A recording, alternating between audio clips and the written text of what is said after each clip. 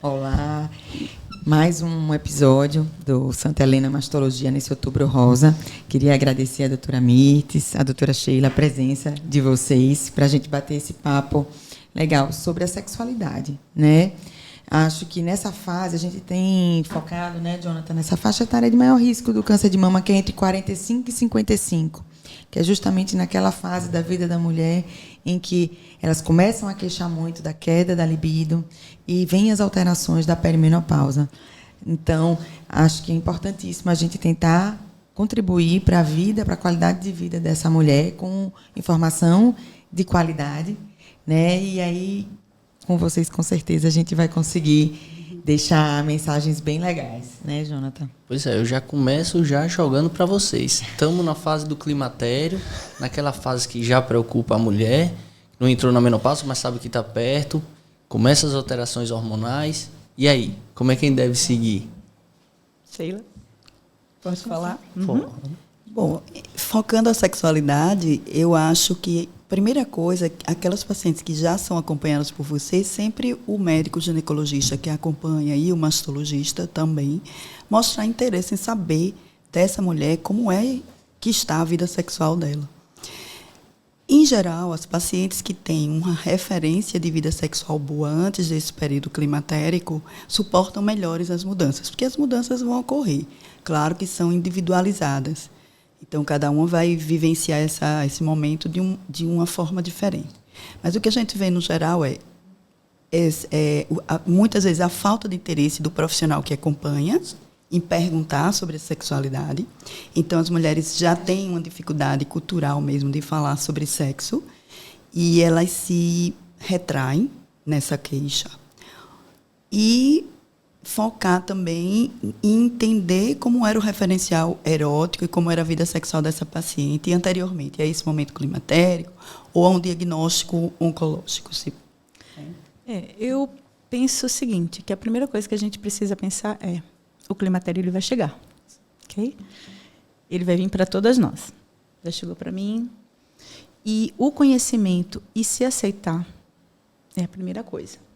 Você conversar com o seu médico, você falar com o seu ginecologista, ou até mesmo para o seu médico do PSF, o que está acontecendo com você, e esse médico lhe dá abertura para poder, ter esse papo. O que a gente observa muitas vezes é que tem profissionais que não alertam, acham que todas as alterações que irão acontecer nesse ciclo são alterações normais e que é assim mesmo. Você não precisa tratar, você não precisa buscar, porque faz parte. Gente, não faz parte. Quem já está passando pelo climatério e pela menopausa sabe o quanto que mexe no organismo da gente. E que a gente precisa buscar, sim, informações para que essa fase ela seja passada da melhor forma possível, por nós mulheres, Com certeza. Como eu entrei, você não tinha chegado ainda não, estava comentando com o Mirtes que eu entrei na pré-menopausa aí, no climatério, devagarzinho, bem devagarzinho, porque não teve alteração hormonal. Mas uma coisa me chamou muito a atenção. Se antes eu já conversava com ela sobre a questão da sexualidade, principalmente naquelas pacientes que estavam na menopausa, os pacientes com câncer de mama, que são a nossa principal preocupação por diminuir as nossas armas terapêuticas, uma coisa que me chamou muito a atenção, mesmo como gineco de formação, eu só valorizava isso quando tinha alteração laboratorial. Quando eu me vi já tendo sintoma e com alteração zero, eu disse, nossa, o quanto a gente é despreparado. Porque, não, só é menopausa, só os sintomas só vão vir quando o FSH estiver acima de 35 e o estrogênio estiver abaixo de 30. Antes disso, não altera nada. Meu estradiol está lá em cima, meu FSH está lá em cima, está lá embaixo. Então, isso me chamou muito a atenção. E o quanto isso estava interferindo na minha qualidade de vida. E aí eu já vinha conversando, foi muito engraçado, porque eu já vinha conversando com a minha gineco, que tinha coisa estranha. Eu disse, tem coisa estranha. Está diferente, não está a mesma coisa. Vamos fazer o laser? Eu já estou com um pouquinho de peito de urina, eu tenho tendência, vamos fazer? Não, deixe de doidice, é coisa da sua cabeça. Quando foi um ano depois, aí vieram, exatamente ano passado, depois do Outubro Rosa, Outubro Rosa, meu gatilho.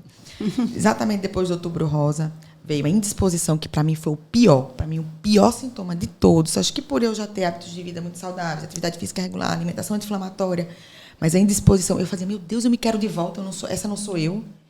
Eu me quero de volta. Cadê? Outro me abduziu e não quer me devolver. Depois aí vieram os fogachos de leve, que eu achava mais graça, porque era muito engraçado. Meus filhos faziam, mãe, você é friorenta. Eu disse, mas eu juro que eu calor. Meu marido olhava para mim. Aí eu disse que eu me divertia mais do que tudo. E o que marcou mesmo foi quando eu fui fazer a revisão ginecológica e uma alteração, a ectopia sumiu. Aí foi que a gineco acreditou que tinha, de fato, algo estranho mesmo com os hormônios normais. Aí ela topou fazer a questão do laser vaginal. Então, para a gente seguir a sequência, né? O que eu acho importante, queria que vocês falassem, essencialmente para mim, a sexualidade. Eu acho que está muito mais entre o casal do que em qualquer medicação. Por exemplo, nessa mudança de fase, eu cheguei para o meu marido, tem coisa diferente e eu preciso da sua ajuda. Porque tem coisa diferente, não está a mesma coisa que antes. Claro que a sexualidade a gente já muda desde que tem filho. Gravidez, como o Jonathan até comentou, a vida da gente, a gravidez, a partir dali, tudo muda.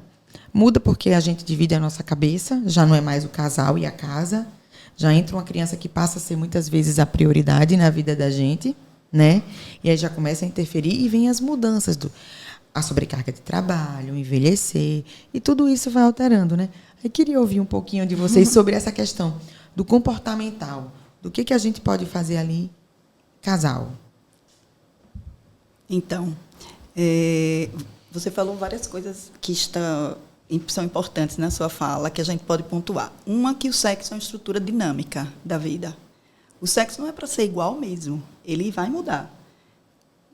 Mesmo que você permaneça com a mesma parceria sexual. Então, ele vai mudar de acordo com o seu momento de vida, com diagnósticos, com limitações sociais, com limitações do momento de vida da maternidade, por exemplo, o luto, né? E, assim, a gente resiste muito a mudanças. E como o sexo é uma coisa que não se fala muito, não se conversa muito, o que acontece é que as pessoas se calam e ficam, muitas vezes, sem entender o que está acontecendo. Por exemplo, você é ginecologista, você é estudiosa do assunto, você tem a sensibilidade, já ouviu muito essas queixas da sua paciente. Então, para você se identificar ou se autodiagnosticar, foi mais fácil. Então, nós que trabalhamos com mulheres, a gente tem que ter essa sensibilidade mesmo, de saber que ela que sabe. Outra coisa super importante que você falou é que nem tudo está ligado a hormônio, a anatomia, né? O sexo é multifatorial. Então, o sexo você precisa da anatomia, então é orgânico, claro. Fora o corpo, tem uma série de coisas, hormônios, neurotransmissores. Mas o sexo também é psíquico, é mental. Vai depender muito do que você vai fazer com esse instrumento orgânico, né? Do que você entende, do que você aprende, do que você acredita.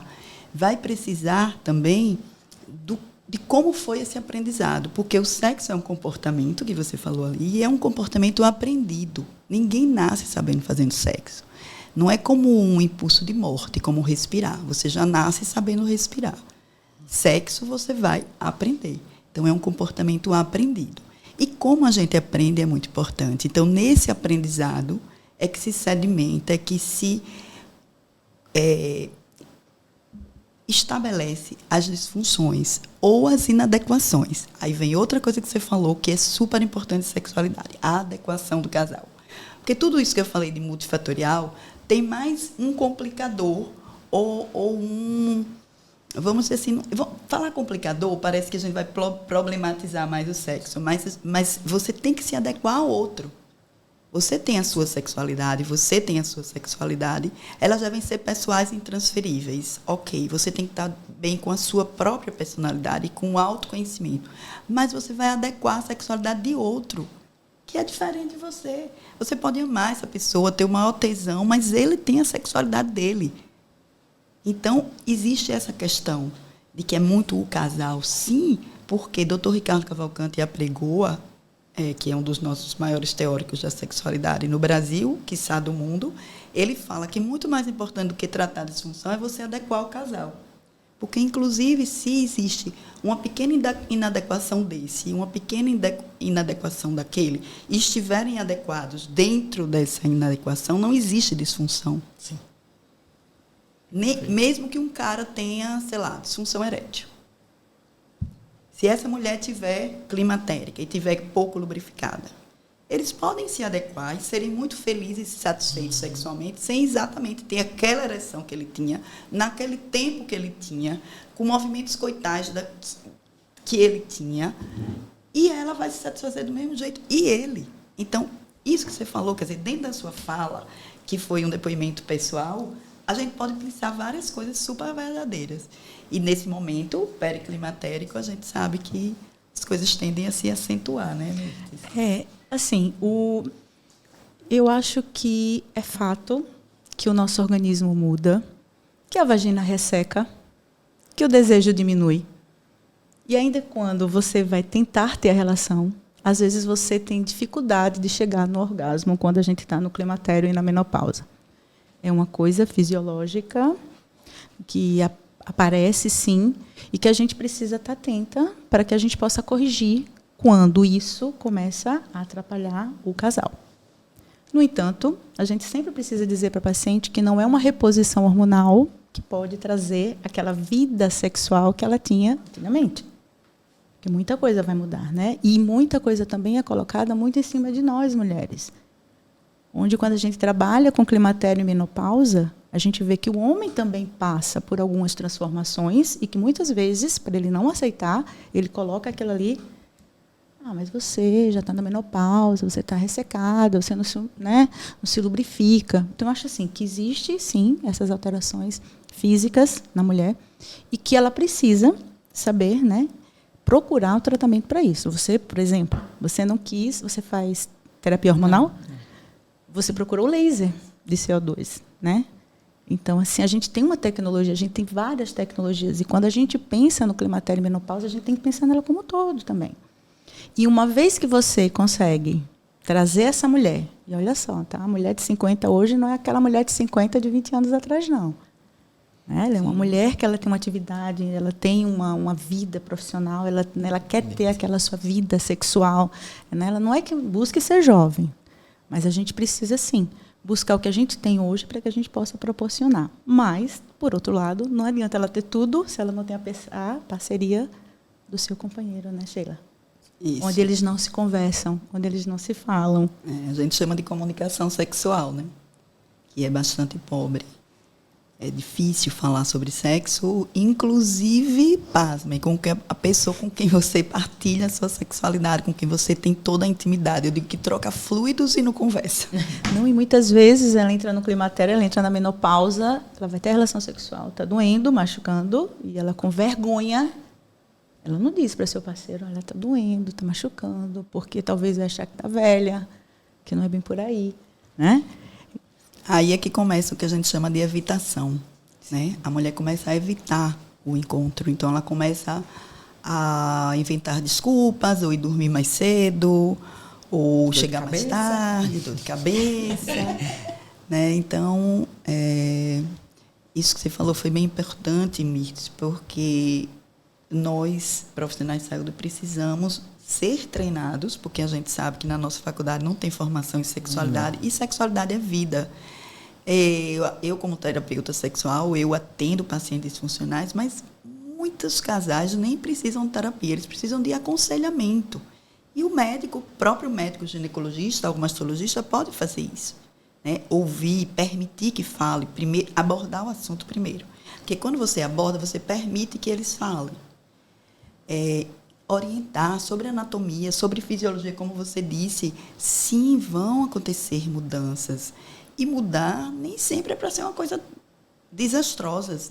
Tem pacientes que vivenciam sua sexualidade de forma melhor quando estão mais maduros, quando entendem melhor as coisas, quando estão mais ajustados no dia a dia, né? Porque eu digo que o casal começa a transar em pé. Esse negócio de achar que uma boa transa vai consertar a relação de ninguém é o contrário. quem transa melhor, ou seja, quem se deita melhor, é quem se relaciona bem em pé. Então, investir nesse relacionamento. E, seguindo essa linha da menopausa e do climatério, é importante que as mulheres entendam que nem tudo vai acontecer com todo mundo. E que não vai acontecer na mesma intensidade. Então, o que foi para mim, que, olha, já estou bem pós-menopausa, então já posso falar aqui. Né? Então, assim, por exemplo, para mim, o que mais foi desconfortável foi a qualidade do sono. Eu durmo muito bem sempre. Eu digo que eu sonho em capítulos. Então, quando eu passei a não dormir bem, que foi nessa fase climatérica, que eu não tinha alteração laboratorial hormonal, eu já era esterectomizada, então eu não tinha o padrão do ciclo menstrual, que é outra coisa importante que as mulheres entendam, que a menopausa cirúrgica, ela não coincide com os sintomas que nós estamos falando aqui. Quando você tira o útero, você tem uma menopausa cirúrgica, você teve uma última menstruação, mas os seus ovários continuam funcionais. Então, esse momento de entender que essas mudanças, elas são reais, elas são da vida, nós somos mulheres, vai acontecer para todo mundo. Eu digo, é que nem você nascer baixo, alto, de olho azul, olho preto. Se você nascer mulher, vai ter menopausa. Então, se abrace com ela, né, Miriam? Exatamente. E a autoestima, né? Eu acho que é interessante. A mulher, quando ela vai falar sobre sexualidade, ela vai para a consulta. Olha, eu estou com corrimento, eu estou com a dor no pé da barriga. E naquele último momentinho, quando ela está se levantando, ela diz, então, doutor, eu tenho um negócio para falar. Quando você cria aquele vínculo, que ela se sente aberta para falar sobre a sexualidade, então, doutora, quer dizer, se você não pergunta, se você como profissional não pergunta, e aí eu digo assim, alguns vão estar aqui ouvindo a gente, vão estar pensando, sim, Mirtz, mas quando a gente entra nessa área, a gente vai abrir uma porta grande, que é a ausculta. E, às vezes, a gente não tem tempo para isso. Gente, não precisa você tratar esse distúrbio sexual, mas você precisa identificar e encaminhar. Não é verdade, Aline? Para que você possa oferecer para ela. Então, não negue a ela, uma vez que ela fala sobre esse assunto, porque você está negando a ela algo que está incomodando. E, muitas vezes, a gente está falando em casal, mas, às vezes, ela é uma mulher solteira. Ela é uma mulher de 60 anos, que tem aquela vida ativa, que quer sair, que quer namorar, que tem seu namorado mais jovem e que tem todo o direito de ter essa vida sexual, que, muitas vezes, nos castra a sociedade.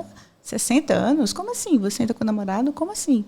Não, de repente, para ela pode ter vivido ali, começado, iniciado, né, a vida dela sexual ou de vida como mulher de reconhecimento após os 50, 60 anos. Não é verdade? Então, assim, abrir essa ausculta, que eu acho que para a gente, às vezes, é muito negado. Assim, né? A gente bloqueia, né? Às vezes o profissional bloqueia, não permite que ela lhe diga. Né? E ela vai sair dali com a mesma dor pélvica, vai sair ali com um corrimento, com dor na mama, enfim. Né? Não era isso a consulta. Não era. Ela queria outra coisa. Né? Justamente. Né? Sexualidade, no ponto de vista, é um tabu. Que, na verdade, nós relacionamos a sexualidade com a religião.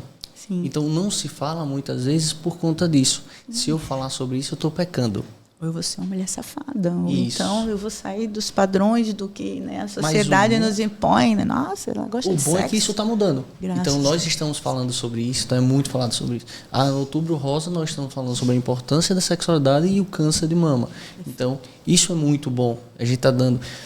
E também a parceria. Eu acho que tudo começa com a primeira informação, em todas as fases. A mulher vai procurar a ginecologista já na sua primeira menstruação, depois na gestação, e aí vai ter. Então a gente vai ter todo esse período ao longo da vida para a gente conversar sobre esse período climatério e menopausa, que é muito difícil para a mulher. Então, se a gente tem uma informação de qualidade para ela durante todo esse processo, é uma aceitação melhor. Porque, por exemplo, quando você faz a esterectomia por mioma com 35 anos, ela é a pessoa que já está na menopausa. Não posso. Estou na menopausa, estou tendo calor, e na verdade nem está. Ou está tendo dor para ter relação, porque tiraram o meu útero, não sou mais mulher, não é isso, né? E o parceiro. A parceira ou o parceiro é que conta nesse momento. Na verdade, nesse climatério, no meu ponto de vista, deveria ir pelo menos 1 ou 2 vezes na consulta o parceiro ou a parceira. Para que essa consulta não seja para a mulher, mas para os dois. E a informação, o atendimento ser passado para o parceiro ou a parceira. Porque aí sim tem uma aceitação melhor e toda uma adequação desse período muito difícil da mulher. Sim. E muitas vezes, elas queixam de falta de libido quando, na verdade, é justamente a questão do trofismo vaginal. Sim. Né? Até de uma dispareunia. Às vezes chega a ter uma dispareunia mesmo. Dor mesmo. A dela dor a relação. Então, é preciso buscar. Existem alternativas seguras, né, para que ela possa manter a sexualidade. Sim. E entender também que o homem, nessa questão de sexualidade, eles são mais longevos Sim. que nós, mulheres. E aí eles precisam entender que o padrão também mudou e que a gente, como você falou, existem estratégias aí de manter a sexualidade, não necessariamente da forma que era antes, né? Mas o casal se entender. Tem muito casal que tem acham que sexo é o coito, que é um pênis ereto e uma vagina molhada, né, em relações hétero. E o que acontece? Não é. Coito é uma parte do encontro sexual. E sexualidade é muito mais ampla. Sexualidade ela é infinitamente mais ampla do que o encontro sexual. É a relação, é a capacidade relacional do ser humano. E a sexualidade, hoje, é marcador de qualidade de vida. Isso está no site da OMS. Sim. Então, do mesmo jeito que a gente tem que se preocupar com o nosso exercício físico, com os bons hábitos e estar bem nas nossas relações interpessoais, é importante também, tão importante quanto, inclusive. Se você vê o gráfico, é 25% que eles quantificam na avaliação da qualidade de vida do sujeito. Essa questão que você falou do parceiro é super importante, porque você falou aí várias coisas importantes sobre religião, sobre crenças machistas, e existe também um peso que é justamente o contrário, que o homem sempre quer, que o homem está sempre disposto, que aí o que ele faz quando ele começa a ter algum problema? Ele faz o que Mitz falou, ele projeta na mulher. Sim. Porque a mulher, conceitualmente, pela nossa cultura cristã ocidental, na menopausa ela vai se aposentar sexualmente. Então, ele se aproveita disso. Né? Então, todas essas nuances precisam ser conversadas. E muitas vezes eles fazem isso como proteção, não é como maldade. Sim. Foi aprendido por ele dessa forma, né? Sim. O homem ele tem muito mais liberdade no aprendizado, mas ele também tem mais cobrança de performance. Então, quando a mulher começa a ter problema sexual, e hoje a gente fala, graças a Deus, né? Porque antes, como o Mitz falava, se calava. Hoje se fala mais, claro que algumas ainda calam, mas se fala mais. Mas o homem é muito mais difícil, porque ele tem uma cobrança de performance. A performance sexual ele é muito mais ligada ao poder masculino do que nós, mulheres. É mais fácil você ficar preocupada se a sua casa estiver empoeirada e sem açúcar na despensa, se o menino não tem lanche para levar para a escola, do que se fez sexo nos últimos 15 dias. Então, a mulher não se cobra. E quando você falou de desejo, acho que foi você, Aline, que esse desejo sexual sempre é uma queixa mais comum, né? Realmente, tanto nas estatísticas de trabalhos como nas propedêuticas, a gente sempre lê isso, que o desejo sexual hipoativo é a queixa mais comum de disfunção sexual. Só que hoje, não se pode, quando uma mulher chega no seu consultório e diz meu desejo está diminuído ou eu não tenho desejo, sempre temos que pesquisar se ela tem desejo sexual responsivo.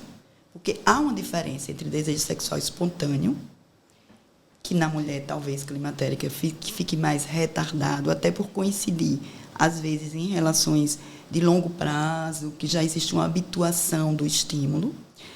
Existe o desejo sexual responsivo presente. Essa mulher não tem mais diagnóstico de disfunção. Sim.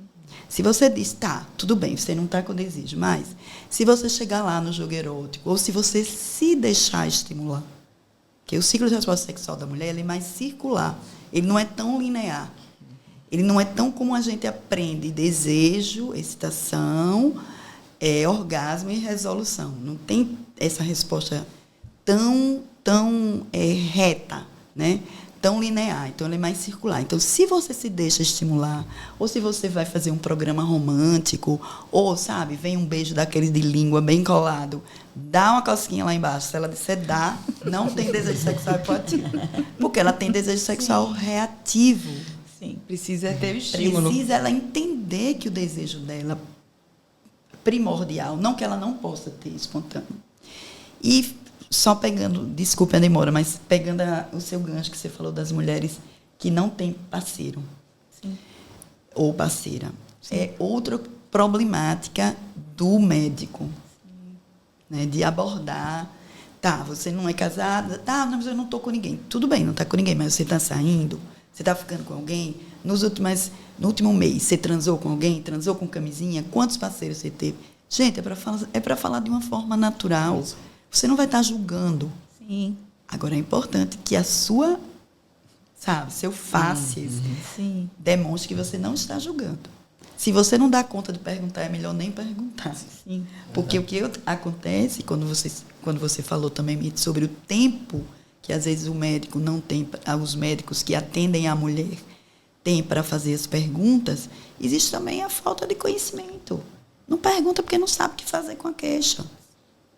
Aí nem pergunta, vou pegar problema aqui para mim. Mas é como você falou, você não precisa saber tratar, mas diagnosticar você tem que saber. Você precisa identificar para ajudar. Está no DSM-4.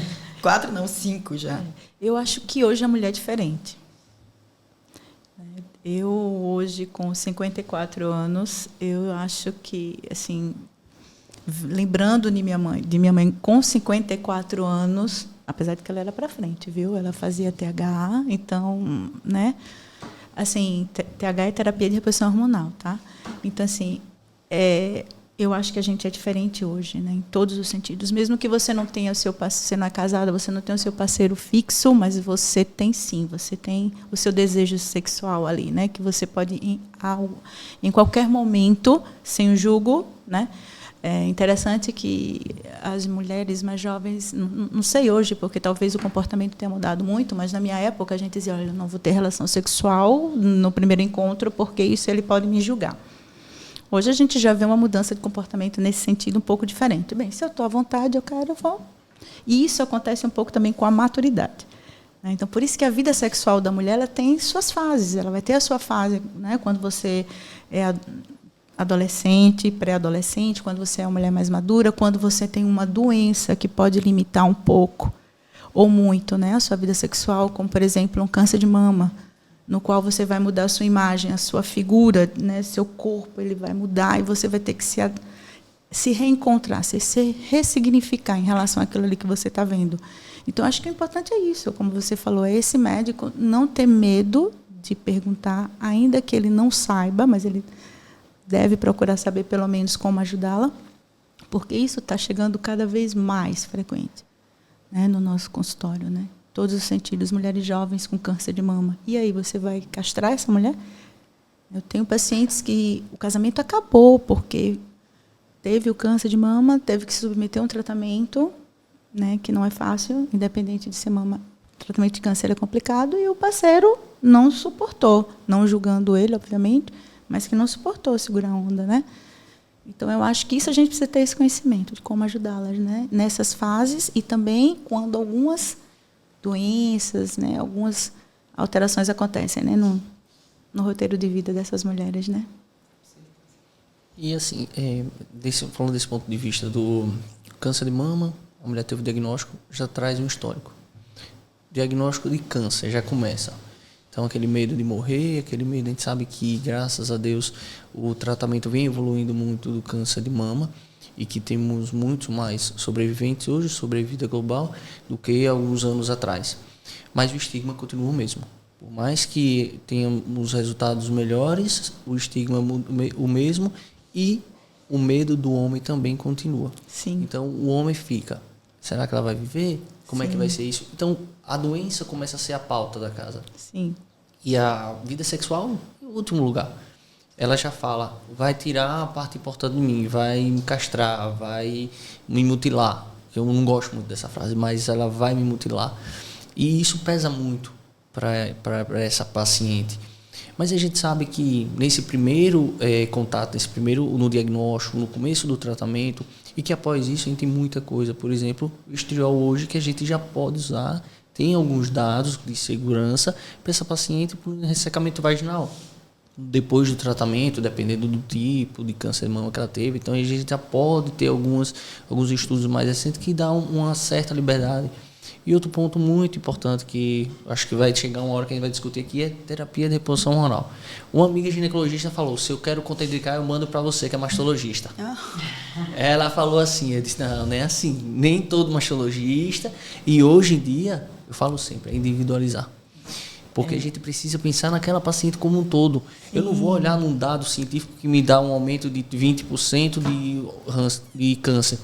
Sendo que a gente for falar de risco absoluto, aumento de peso 1 quilo por ano há 20 anos, é bem mais do que usar uma terapia hormonal. Sim. E o que é que vai, naquele momento, o que é que vai ajudar a fazer uma terapia hormonal, deixar ela sem e mudar o estilo de vida? Então, vamos botar na balança, vamos pensar na paciente, individualizar. Eu acho que hoje a gente tem muita coisa a se fazer e pensar naquela mulher individualizada. E, Jonathan, assim, veja, você está falando TH. E aí, muitas vezes, chega paciente com câncer de mama que tem medo mesmo. Fica com receio de fazer ou fora. Mas a gente tem tecnologias como as energias, né? Que é o laser, que é o Frax, né? O laser de CO2, né? Que está aí com, assim, a resposta ela é maravilhosa. Então, você tem o medo de você fazer a reposição hormonal, mas você tem uma lubrificação vaginal que pode ser sim. Né? E quando a gente pensa não só de lubrificação vaginal, a gente pensa na incontinência urinária, que é a perda de urina, né? Sim. A urgência para poder, não consegue segurar o xixi, porque... Então, assim, tudo bem que você não queira fazer uma reposição hormonal em uma mulher que tem um câncer de mama, porque ela tem medo, ou até mesmo não tendo câncer de mama, ela tem medo. Mas você hoje tem outras formas de você, né, dar essa qualidade de vida. Não vai melhorar o sono, né? O ânimo, porque o ânimo você pode liberar endorfinas de outro jeito. Você pode melhorar uma atividade física, você pode buscar, né, que é essa mulher... Enfim, né? Isso é que você falou, e Jonathan também, em relação aos hábitos de vida. Eu sempre converso com os pacientes que a gente vê, hoje já mudou muito o comportamento, o entendimento da importância, mas eu acho que metade das minhas pacientes não segue o que elas sabem. Elas sabem que tem que perder peso, elas sabem que tem que malhar, que tem que dormir bem, preferem gastar com lipo, com botox, muitas vezes até num momento inadequado, porque não precisa paciente jovem fazer certas coisas. E elas têm preguiça de mudar esses hábitos de vida. Então, quando o profissional, nós que lidamos com as mulheres, precisamos incentivar muito isso. Eu, como já tenho muito tempo aí por trás de experiência, eu hoje estou até um pouco menos tolerante. Eu já digo logo, olha, vou prescrever, vou botar aqui, vou escrever 150 minutos de exercício diário. Vai fazer o que gostar. E se não gostar, vai sem gostar. E vai lembrar de mim. Quando tiver preguiça, vai lembrar de mim. Vai dizer, doutora, disse que eu tenho que ir. Porque, gente, a gente vê isso concretamente no dia a dia do consultório. A gente vê pacientes melhorar. Hoje eu tive esse depoimento.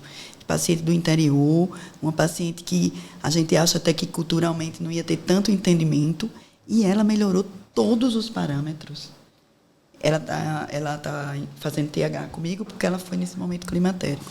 Inclusive, ela tinha separado o marido, voltou com o marido, chegaram a um acordo, tanto sexual como em hábitos, né? Que ela disse, agora eu vou me cuidar, agora eu vou fazer meu exercício físico, comprou. Então, assim, tem tempo já que ela está comigo, uns 2, 3 anos. Foi meio difícil. Mas a gente constata isso laboratorialmente. E como Mirtes disse, libera endorfina. Gente, transar também libera endorfina. Então, vamos perguntar às pacientes, e vocês, mulheres, queixem-se, falem. Se você notou alguma mudança na sua satisfação, ou até do seu parceiro, porque às vezes você não percebe, mas ele começa a conversar ou cobrar alguma coisa diferente que antes não acontecia, às vezes é um alerta. Sim. Né? Então, assim, conversem com o seu parceiro e conversem com o seu médico. Se esse médico não te escutar, não te serve. Não te serve mesmo. As várias pacientes chegam, Aline, eu estou começando, mas eu sei que você é contra a reposição. Eu não sou contra a reposição. Eu acho que existem degraus. É exatamente isso que você está falando. Primeiro passo, mudança de hábitos alimentares, atividade física regular, isso já vai melhorar muito os seus sintomas climatéricos. Aí vem o segundo degrau, é a questão do trofismo vaginal, é o ressecamento, tem alternativas, tem o estrogênio de baixa potência, tem a tecnologia, tem o laser, né? Eu gosto muito da Desvenla, como melhora. E assim, eu já prescrevia muito para as minhas pacientes com câncer de mama que não podiam fazer reposição. E eu já tinha um relato delas muito bom. E vou lhe dizer, eu fui a fênix ressurgida das cinzas. Quem me devolveu a mim foi ela. Nossa, acabou o fogacho. E a disposição, a labilidade emocional, que era algo que também estava mexendo um pouquinho, melhorou. Então, assim, eu já disse para todo mundo também, digo, gente, eu estou nessa, mas se daqui a pouco o negócio começar a ficar ruim, eu vou subir outro degrau. Sim. Eu vou para o estrogênio, eu vou para o estadial tópico lá, vou subir o degrau. Porque o que acontece? Eu acho que o que precisa, todo mundo quer a fórmula mágica principalmente da juventude, que isso também me angustia demais, porque todo mundo quer ficar jovem. Eu já disse que isso não existe, não tem como voltar atrás. Um dia desse eu ouvi uma frase que me incomodou bastante, me fez até conversar sobre isso, que é nós só envelhecemos porque nossos hormônios caem. Não, nós envelhecemos porque é o ciclo natural da vida. Agora, nós precisamos estar bem em cada fase da nossa vida e fazer o que é necessário. Então, se precisar, a gente sobe mais um degrauzinho. Sim. Teve paciente que até liberar implante, eu tive que liberar, porque ela já tinha usado todas as formas tradicionais e recomendadas de TH. E nada resolveu a vida dela. Ela estava literalmente destruída. Eu disse, olha, desisto de você. Está aqui. Mas, por favor, mulher, você não tem mais... Você só precisa do estrógeno. Você não precisa de mais nada, não. Sim. Bota isso aí que isso aí vai resolver. Aí terminaram colocando um pouquinho mais de testosterona, perdeu o cabelo. Aí foi porque quem contraindicou foi o dermato, não fui eu, não. E depois ela viu que ela só precisava disso. Aí tirou e ficou ótima, sabe? Então, individualizar, é isso. Cada situação é uma situação. E entender que nós somos participantes ativos desse processo. Que não vai ter milagre. E que não é uma receita de bolo. Isso. Cada paciente que chega na sua frente, você vai avaliar e você vai ver. Como também, né? A testosterona, ok. Vou passar a testosterona para você e você, uau, eu vou, né? Não é bem assim, porque eu posso usar a testosterona toda do mundo e meu relacionamento com meu marido está horrível. Não vai resolver. Verdade? Então, assim, não é uma receita de bolo. Cada paciente que chega, a gente precisa avaliar. Tanto é que, nos critérios de tratamento da reposição hormonal, você tem passos a serem seguidos, exames a serem feitos, para que você possa saber qual a melhor terapêutica. E não é uma terapêutica. É um conjunto de terapêuticas, né, que você vai utilizar para você ofertar para aquela paciente. Então, o que é bom para mim pode não ser bom para você. E acompanhar, uma vez que aquilo ali é prescrito. Então, quando eu falo, não é só o ginecologista. É o ginecologista, é o mastologista, é o cardiologista. Chegar nesse ponto aí. Okay, né? Será que a minha saúde cardíaca está legal, né? Essa questão dos hábitos, a gente também hoje tem um outro fator de complicação que eu acho que é a demanda externa para essas mulheres. Cobrança. Né? Que é como você falou, juventude eterna, beleza eterna, um padrão de cabelo, um padrão de olho, um padrão de boca, um padrão de sobrancelha, um padrão de peito, um padrão de bunda. E só gera insatisfação, porque, na verdade, o que eu sinto é que a demanda é do outro, não é sua. Me incomoda quando eu recebo, não tenho nada contra estética, inclusive recorro a alguns artifícios, não tenho nada contra. Acho que equilíbrio é tudo, mas é importante entender o que incomoda a mim. E não o que você viu na internet, o que você vê com aquelas influencers e aquelas mulheres maravilhosas, que são maravilhosas mesmo, ótimo para elas, mas não se serve. Então, você vai para um profissional que diz, por que você não levanta a ponta do nariz? Por que você não enche mais aqui? Porque como você está com mais idade, então está perdendo gordura. Não. Eu acho que nós, os profissionais da área médica e de saúde que lidam com estética, tem que seguir a demanda do paciente, o que é que te incomoda, o que é que você deseja. E dentro da possibilidade técnica e científica, ele vai dizer, isso aqui a gente consegue fazer assim, desse jeito, assim. Agora, você chegar para os pacientes. Então, isso existe hoje em relação ao comportamento sexual. O que você falou, Mirtz, que existe... hoje a gente tem que ver além do que um casal hétero... casados felizes para sempre, só nós dois, é muito mais além do que isso. A gente hoje, quem de nós aqui não já atendeu relações afetivas, conjugais, inclusive, totalmente diferente do que a gente está acostumado. E se você não tem como lidar com isso, você tem que lidar com isso. Não adianta você dizer que não. Ou então, como o Jonas diz, eu não posso te tratar desse jeito. Então, existe essa questão da demanda externa, que hoje eu acho que é muita cobrança. Inclusive, muitas mulheres se cobram esse padrão sexual ou aquele, porque é o que é legal. Mulher moderna tem que ter muito orgasmo. O orgasmo tem que ser assim, assado. Não. E desconfie, é individual. Né? E desconfie, né? Se faz essa propaganda assim, tão uau! Tem o seu, e existem orgasmos para você, e um orgasmo, ok, uma rapidinha, um orgasmo mais sutil. De repente, o orgasmo não é vaginal. Aliás, né? Na relação sexual, não necessariamente o orgasmo tem que ser na penetração. Você pode chegar ao orgasmo com o seu parceiro de outras formas, né? E assim, hoje a gente entende que o orgasmo não é obrigatório. Isso mesmo dentro de um ciclo de resposta sexual considerado normal. O orgasmo é um reflexo. Você vai obter esse reflexo se o seu estímulo for eficiente, ou estímulos. Então, essa cobrança também, essa ditadura orgástica, é mais uma cobrança para a mulher. Nós tivemos uma discussão no nosso grupo de estudo sobre uma sigla nova aí, que eu nem vou entrar nisso agora, senão vai... Que é um absurdo. É você comparar o valor que você tem sexualmente com o valor de mercado. É uma sigla tirada do mercado financeiro. Então, assim, gente, não é questão de ser careta, é questão que tem coisa que não encaixa. Quer dizer, mais uma vez, as mulheres estão propagando isso como se fosse uma modernidade, quando, para mim, é mais um rótulo. Sim. O que importa o seu valor sexual? É com quem você transa. Sim. Não é para mais ninguém. Por isso que em sexualidade não existe o conceito de normalidade.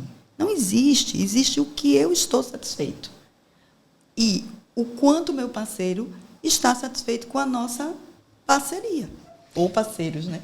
E assim, por exemplo, quando eu atendo um casal homossexual, que de repente eu diagnostico que ela tem HPV, ela se surpreende, porque ela acha que por ter relação mulher-mulher, ela não vai ter doença sexualmente transmissível, ela não vai ter HPV.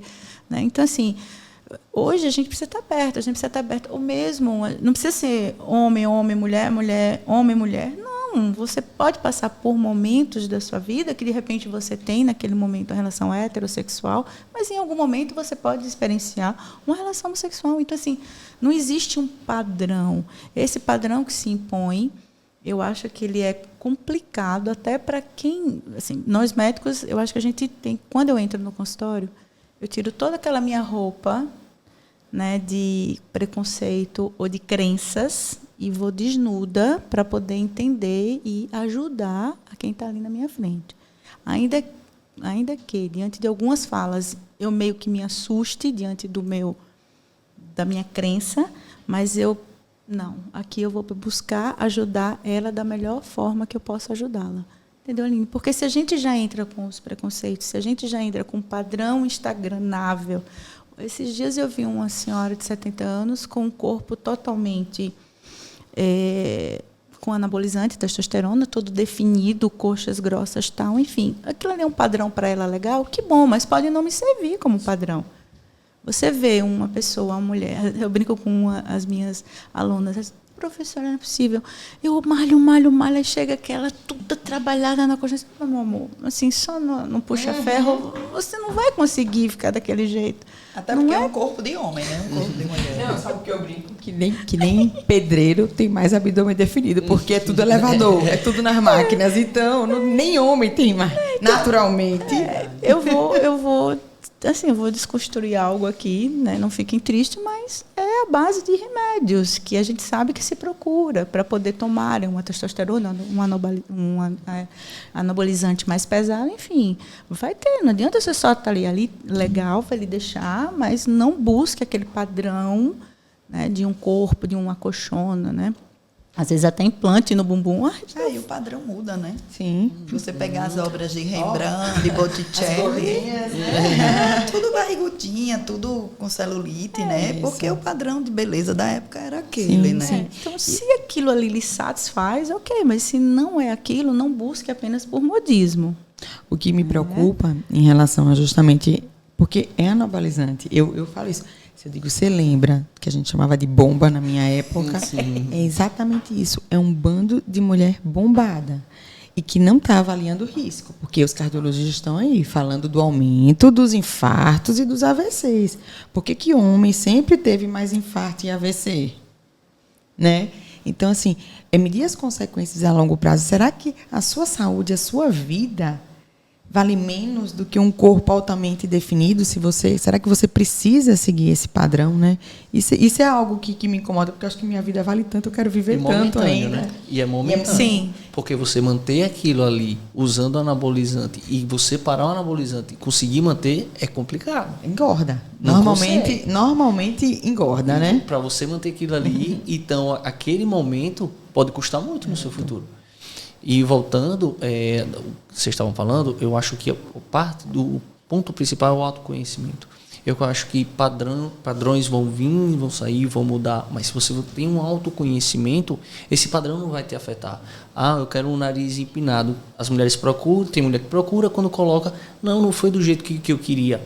Olha a foto, tá diferente. Na verdade, pode até igual na foto, mas não era aquilo que você queria. Então, se você conhece, se tem um autoconhecimento e aceitação, fica muito melhor. Sim. O pontapé inicial, eu acho que é isso. Com certeza. Também acho. Nosso papo foi maravilhoso. Queria continuar mais um pouquinho, já pensou? Parte 2. Muito rápido, né? Vai ter parte 2, então. Então, queria agradecer a vocês a presença. E queria que vocês deixassem uma palavrinha final para motivar as pessoas, justamente. Eu acho que essa busca, acho que essa palavra final de Jonathan foi excelente, do autoconhecimento, de se respeitar, né, e buscar o que é bom para você, né? Então, queria ouvir um pouquinho as palavras finais de vocês.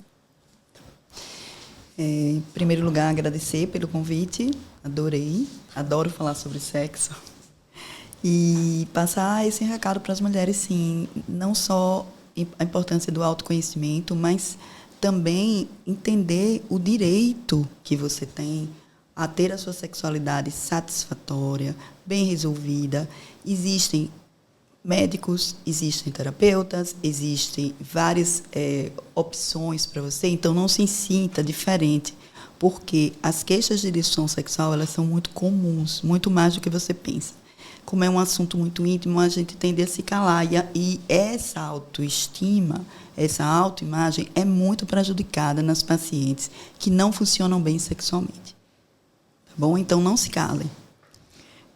Também queria agradecer o convite de estar aqui junto com vocês falando sobre um assunto, né, extremamente importante, que é sexo, que não pode ser banado da nossa vida de forma banhada de preconceitos ou de dogmas ou de regras, né? Não.